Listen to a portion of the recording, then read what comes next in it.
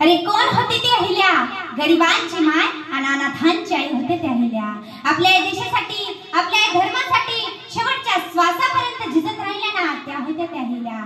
त्यांनी आपल्या या देशामध्ये खूप दान धर्म केला. त्यांच्या अगोदरही अनेक राज्यकर्त्यांनी दान धर्म केला, पण त्यांनी कसा दान धर्म केला? त्यांनी फक्त आणि फक्त आपल्या राज्यापुरता केला. पण अहिल्याबाईंनी आपल्या राज्यापुरताच नव्हे तर भारताच्या पूर्व ते पश्चिम, उत्तर ते दक्षिण भारताच्या कुठल्याही कितीही दुर्गम भागात त्यांनी घाट, मंदिर, विहीर, तलाव, अन्नछत्र असे अनेक कार्य केले. घाट, मंदिर, विहीर बांधल्या समानतेला रंग निराव.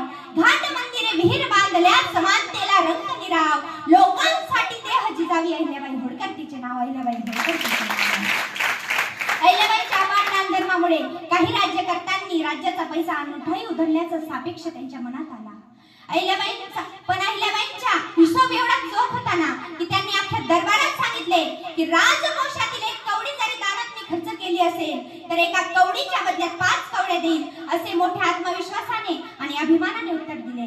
शेवटी सून मल्हारराव होळकरांच्या होत्या महाराज. शेवटी सून होळकरांच्या होत्या. होळकरांची सून होती बहुगुणी, शिक्षणाची ओढ होती लहानपणी.